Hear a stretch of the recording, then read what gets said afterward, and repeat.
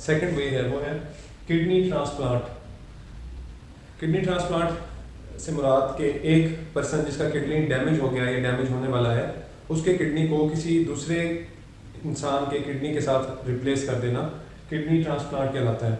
इस टॉपिक के स्टार्ट में हमें ये बताया गया है कि जो डायलिसिस का प्रोसीजर है वो मुश्किल होता है अटेंडेंट्स के लिए भी जो पेशेंट के साथ डील कर रहे होते हैं, और पेशेंट के लिए भी मुश्किल होता है क्योंकि हर आए दिन उसके साथ वो मशीन अटैच होना और उसका सारा प्रोसीजर होना ये थोड़ा सा मुश्किल होता है।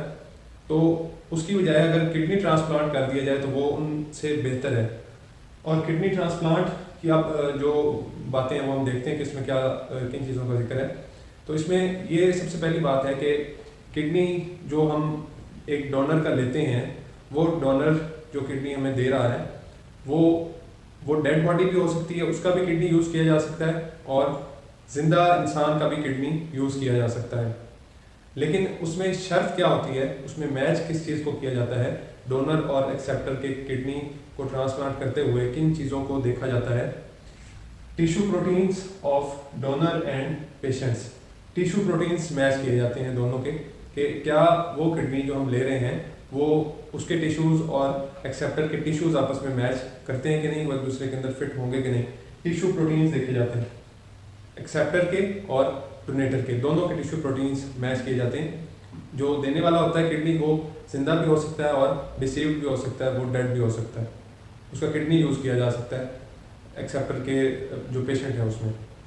नेक्स्ट किस चीज़ का जिक्र है, जो अहम बात है कि किडनी जब किसी भी पेशेंट में रख दिया जाता है, उसको लगा दिया जाता है, तो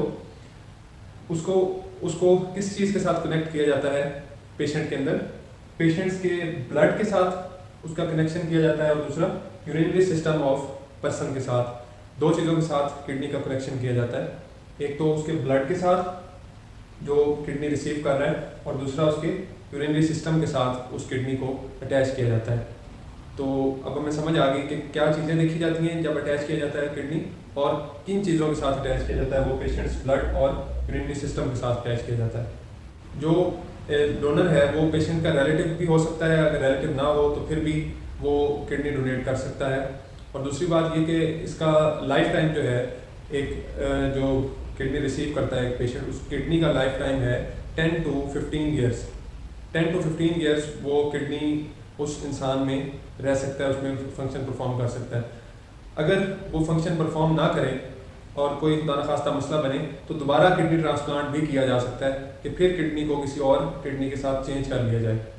इस दौरान, इस अरसे में जब एक किडनी डैमेज हो रहा होता है बॉडी में, फिर हम इसी अरसे के दौरान हीमोडायलिसिस और पेरिटोनियल डायलिसिस कर सकते हैं, ताकि कुछ अरसा जिसमें वो ज़्यादा डैमेज हो चुका है, इस अरसे में हम ब्लड को साफ़ कर लें डायलिसिस के थ्रू।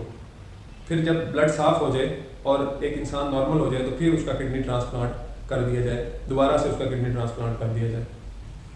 लास्ट में हम बात करते हैं कि वो प्रॉब्लम्स कौन से आते हैं जब एक बाहर से किडनी ट्रांसप्लांट किया जाता है, बाहर से किडनी यूज़ करते हैं, तो प्रॉब्लम कौन से आते हैं बॉडी में।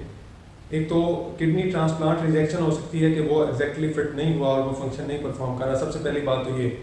उसके बाद इन्फेक्शन हो सकते हैं पेट के अंदर, जब आप किडनी को ट्रांसप्लांट करते हैं तो बाज़ औक़ात कुछ नर्व्स डैमेज हो जाती हैं, तो इससे इन्फेक्शन हो सकता है पेट के अंदर। बॉडी के अंदर साल्ट्स का इम्बैलेंस हो सकता है, साल्ट्स की कॉन्सेंट्रेशन कम ज़्यादा हो सकती है, जिससे दो किस्म के मसाइल पैदा हो सकते हैं। एक तो बोन्स वीकन हो सकती हैं पेशेंट की, और दूसरा अल्सर हो सकता है उस पेशेंट को। ये दो इफेक्ट्स हैं जो किडनी ट्रांसप्लांट के हैं, एक तो बोन्स वीकन हो सकती हैं और दूसरा अल्सर की डिजीज़ हो सकती है साल्ट्स के इम्बैलेंस होने की वजह से।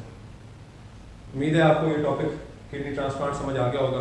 इंशाल्लाह आज हमारा ये चैप्टर कंप्लीट हो गया।